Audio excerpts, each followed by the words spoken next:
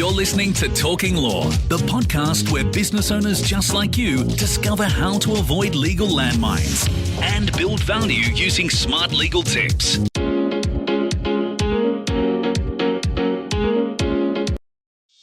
Hi, it's Joanna Oakey here and welcome back to Talking Law, a podcast proudly brought to you by our commercial legal practice, Aspect Legal.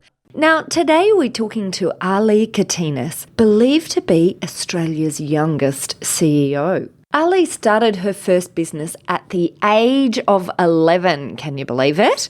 And is now the founder and chief executive officer of her own company called Freedom Scrub, which sells ethically sourced body scrubs that help support the rehabilitation of women rescued from human trafficking in Australia. Now, in this episode, Ali gives us her top tips for young entrepreneurs from lessons learned from her own experience of starting and building her business. These tips are relevant to business owners no matter what age you are and no matter what stage you're in the business cycle. So sit back, relax, and we'll jump right into it. Ali, it's so good to have you on the show. This is a bit of a different show today, and we're talking about the path for younger entrepreneurs. But maybe the best place for us to start is maybe if we can just hear a little bit about your story. So give us an overview of where you've been and what you're currently doing. Yeah, so I have a background in performing. I grew up as an actress and a dancer and a singer, and recognized that that wasn't necessarily the most financially sustainable career path unless I really made it big. And so I wanted from a young age to be able to financially support myself so that I didn't have to work as a waitress or in a corporate job as well, where I felt like I was suffering because I was working for someone else. And I guess let's put this in context because you're just moving into year 12 now. Yes. So you're still at school, obviously. Yeah. So when you say, when I was young, I had these thoughts, it's an interesting thing because it's a little bit different to the age I'm referring to if I say when I was young. Yeah. So I'm talking, so I started my first business when I was 11. When you were 11. Wow. Yeah. So that's kind of the time that I was thinking about all these things, which I guess is crazy when I think about that I am only 17. But to me, it's just so second nature now because it's just what I've always done, if that makes sense. It does. And so what was your business at 11? So I started a social media marketing agency called OTS Marketing, which stood for Outside the Square.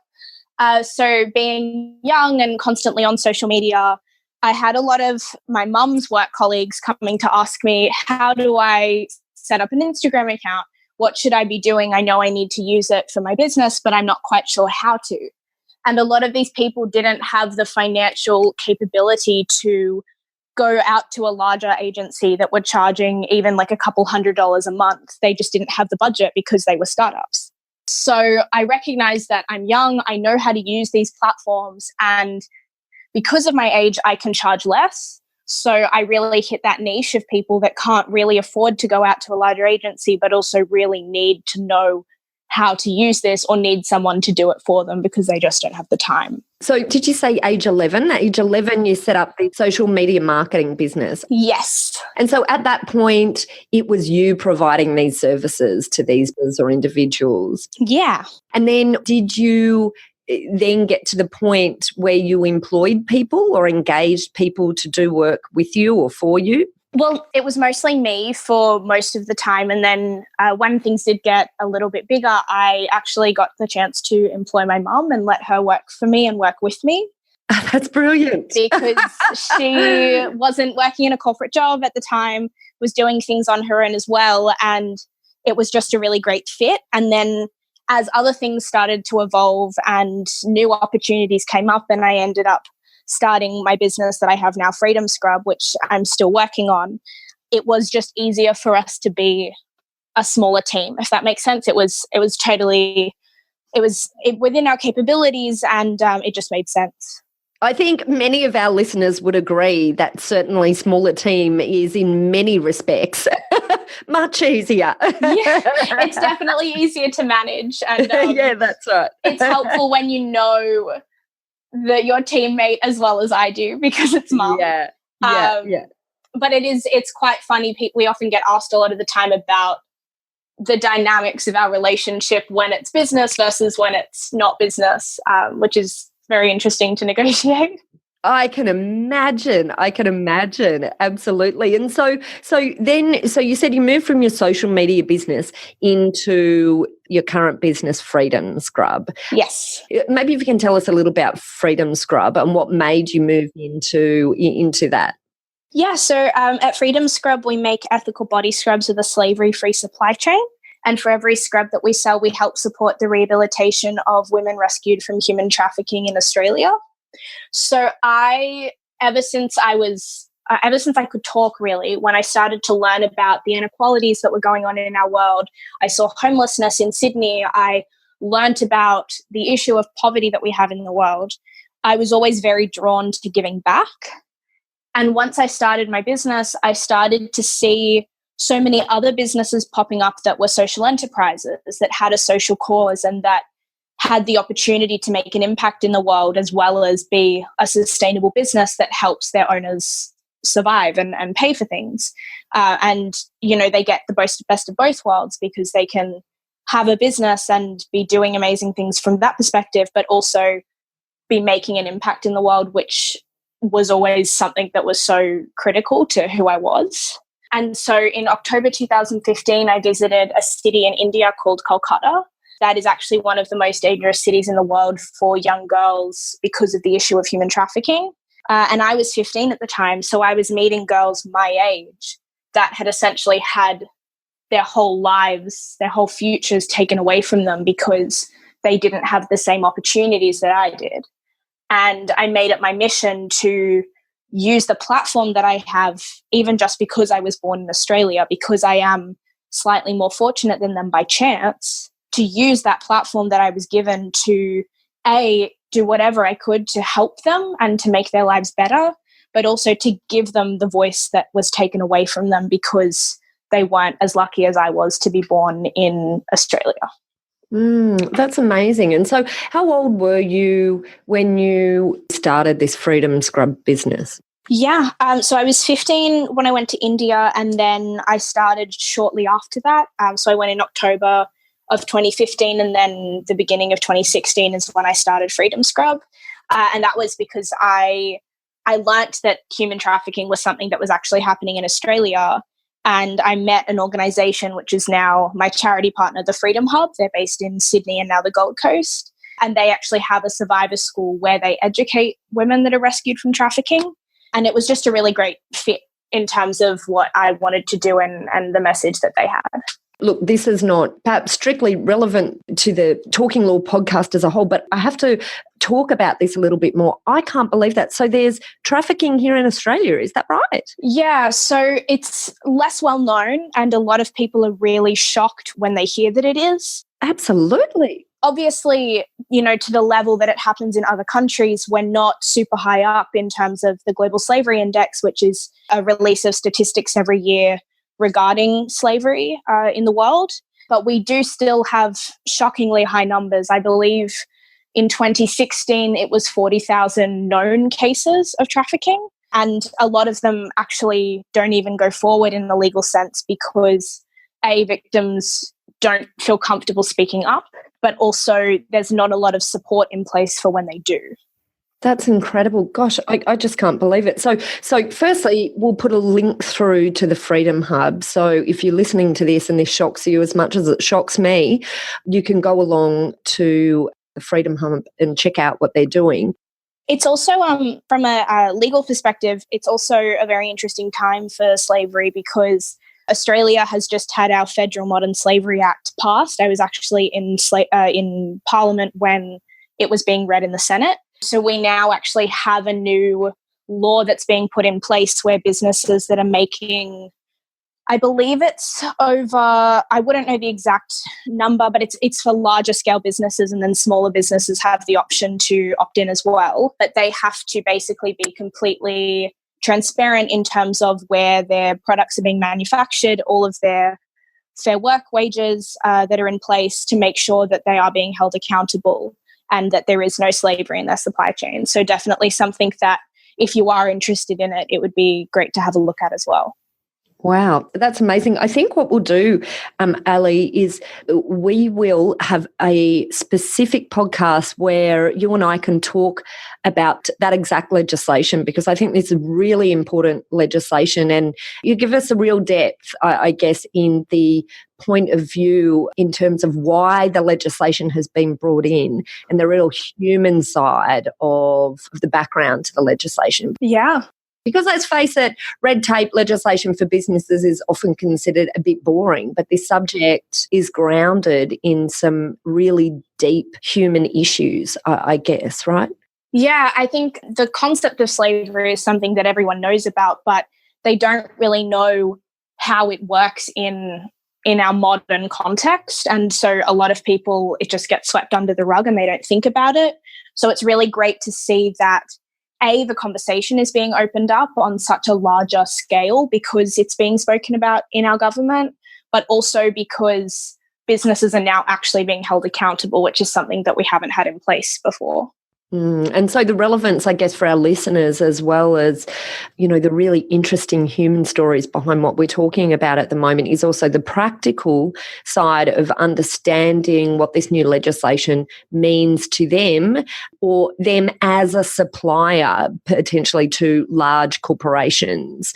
Because where you are a supplier to a large organisation who is impacted by this legislation, then your own supply chain will become relevant, even if you're not directly targeted by this legislation. So stay tuned. We'll tell you about a new podcast coming up soon where Ali and I could go through all of that. But I guess coming back then to your story, so at age 15, you've set up this business, Freedom Scrub. And I think most of our listeners have experience in the emerging stages of business, whether or not that's a business that they have started from the ground up like you did with Freedom Scrub, or whether it's a business that they've purchased. You still go through this process of dealing with the emerging stages of getting your head into business. So maybe if you can tell us a little bit about what was difficult for you when you were setting up the business, and any legal issues along the way, because I think this is something that's really relevant to people as they start in business, and not necessarily just start, as they continue in business, to have a mindset towards where are the issues that other people have had along the way. Sure. So I guess because of my age, I had a lot to learn when I first started, for sure. We all do, Ali. We all do. That's true. That's true. But in our education system, there's not really a lot of knowledge that's being passed down about business at all until you get to kind of the last few years of high school, like only the last 3 years, I would say. And even then, once you are getting that knowledge, it's very, very traditional, and there's no support in terms of the new way that business is happening because of the world that we live in with technology. It's still all very dated and very traditional. So I did have to learn those kind of basics of even what would be a smart idea in terms of legal structure, because I am under 18, and so I couldn't actually be incorporated when I first started my business. So if I was going to do that, I would have to do that through my parents. So that was one hurdle that I had to face. And then trademarks and learning about intellectual property, because I'm one that likes to talk about my ideas a lot of the time. And not everyone in business can be as trustworthy as you would like them to be. So there's definitely been a lot of hurdles and things that I had to learn, which I guess is the way for anyone in business. But I do wish that there was more of that foundational knowledge from an educational perspective. And, you know, I guess from your perspective, you didn't even have that experience of a long time working for people to sort of see what was done in business as well. Yeah, so I had support from my mum, because she was an entrepreneur, and I had mentors around me that definitely provided as much insight as they could. But there was a lot of learning and growth to do so that I could get to where I am today, and so that I could be taken seriously as well as a business person, because a lot of people see my age and instantly think, it's just a kid that is selling things at markets, or, they think like a little kid doing a lemonade stand. So there was a lot of work that I had to put in and a lot of things I had to learn so that I could be seen as an entrepreneur, as a person that was doing business in my own right. You talked a little bit about trademark issues that you had along the way and stuff that you had to learn about trademarks. Can you talk to us about that? What were the issues and what did you learn? Yeah, so I have been in the process of starting an educational platform at the moment, which is now, it's still in kind of brainstorm phase and working on how we can make that happen, because the education system is a big beast to tackle. But I brought in a lot of support from mentors that I had around me that I thought had the right intentions. And so I would be at meetings and I would have an idea about a name or a logo, and I would sketch it down, and I wouldn't think anything of it because I was around other people, because I wouldn't think anyone would, be paying attention to that kind of thing, if that makes sense. And then literally a few months later, I had these same people that were supposed to be supporting me using the phrases that I had come up with, using the concepts of the logo, using the business name even in their own marketing. Wow. And I was still brainstorming at the time, so I didn't know if this was even going to happen. This is like a few years ago now. So when that happened, it was really a wake-up call of, I need to figure out how to legally protect myself so that that doesn't happen again. Yeah, absolutely. And I think what you're talking about here is quite a common story. Common in the sense that trademarks and intellectual property are perhaps something that people don't understand the importance of until they've had an event where someone has taken advantage of that or misused it or done something to threaten their own use or ownership of it. Yeah. And in one sense, I mean, it's awful for these sorts of things to happen. But on the other hand, it can be very useful and instructive for that to happen very early in your business stage.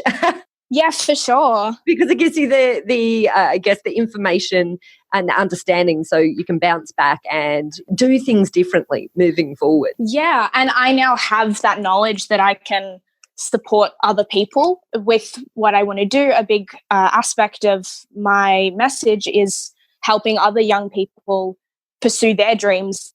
So if I am in the situation where I'm mentoring other young people, I can make sure that they protect themselves so they don't fall into the same trap that I did.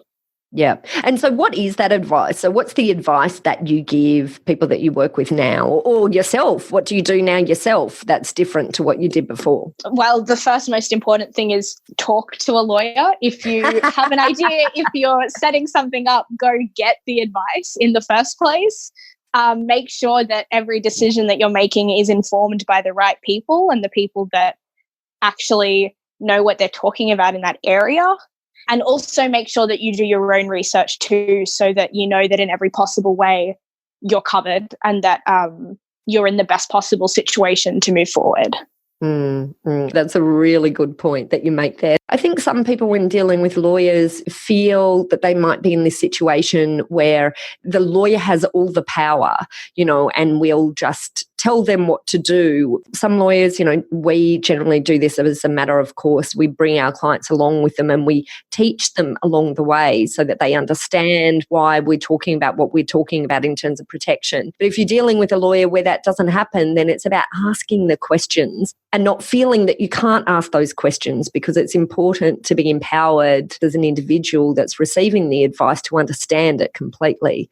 Yeah, you always hear people say knowledge is power, but it really is true.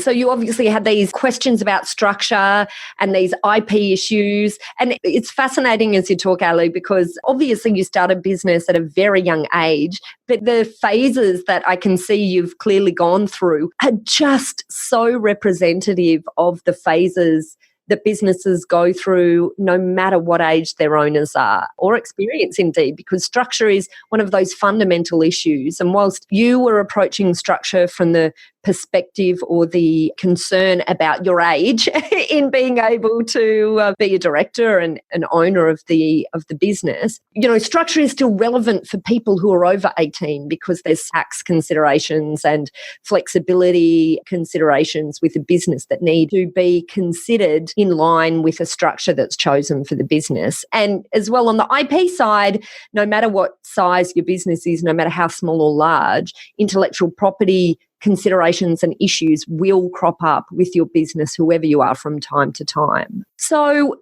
what else? Has there been anything else along the way that has provided learnings?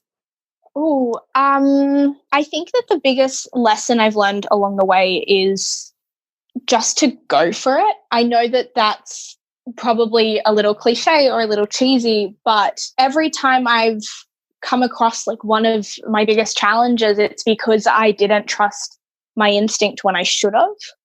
And I either waited too long or I second guessed myself. And later I looked back and not so much regretted, because I try not to do that, but I had this sense of I should have gone for it when I had the chance. And also when I've had the most rewarding experiences, it's because I did just trust my gut and go with it.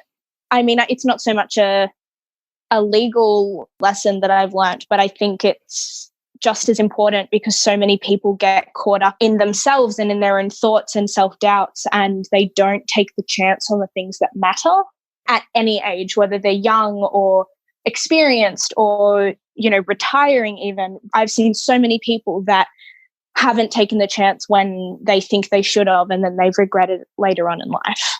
Are there any examples that really stick out in your mind of this? Yeah, I mean, I can even go with the same example with the IP issue, in that I waited too long to step out of my box and to start talking about doing what I wanted to do with entrepreneurial education for young people. I kept it inside a lot of the time and just spoke about it with the people that were immediate around me instead of actually going forward and doing my best to make it happen.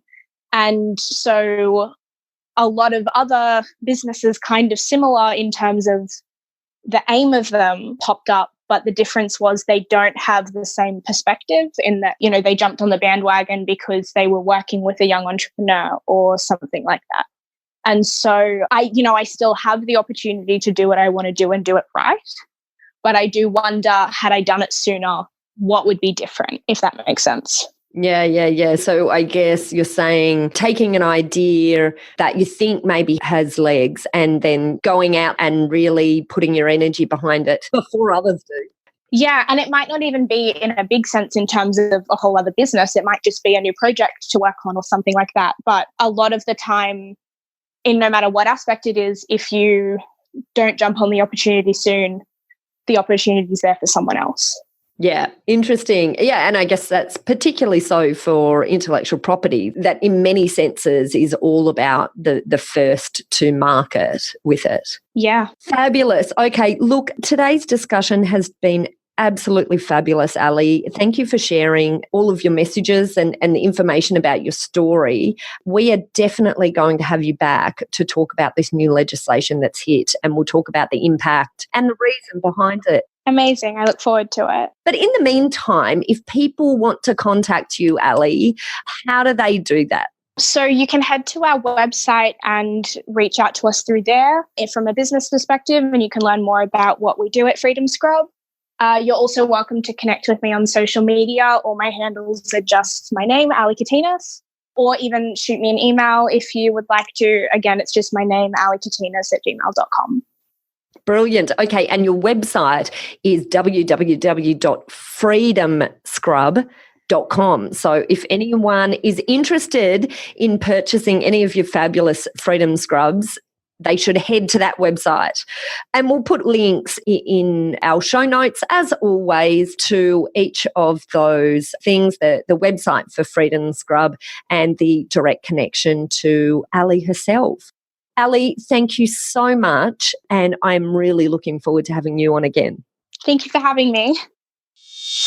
All right, well, look, that concludes our episode with Ali Kitinas of Freedom Scrub, where we hear all about Ali's story of how she became an entrepreneur at age 11. We also talked about all of the hurdles she had to face as a young entrepreneur and her top tips for starting and growing a business. Now, if you'd like to learn more about Ali and the amazing things she's doing through her business Freedom Scrub or her charity partner Freedom Hub, check out our show notes at www.talkinglaw.com.au, where we'll link through to their websites. There you'll also find a full transcript of this episode if you want to read it in more detail.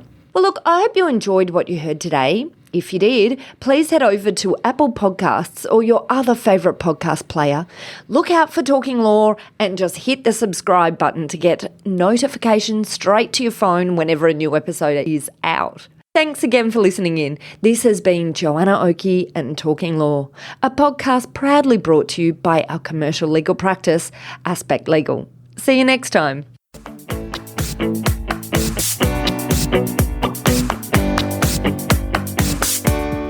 Are you looking for a top quality legal team to assist you in your organisation? Aspect Legal is an innovative commercial legal practice that specialises in providing fast and professional services for their clients. If you'd like to chat about how we might be able to assist you, simply head over to our website at aspectlegal.com.au to book in a time for a free discussion with one of our lawyers. While you are there, you might also like to check out our innovative product, Legal on Tap. Our SME version of this product provides a business with access to a team of lawyers to answer questions as they come up in the business. And our large business version also provides this access to our team of lawyers to ask questions, but it also provides a wide range of online-based training in contract law for non-lawyers. Both of these products are available for a ridiculously low monthly price. If you're interested, simply head over to our website at aspectlegal.com.au and check out our Legal on Tap pages, or head over to our contact page and submit a form to let us know that you would like more information. Thanks for listening to Talking Law. Tune in next time for more smart legal tips and tricks to keep you clear of those legal landmines. If you want to get a download of today's show notes, head over to talkinglaw.com.au.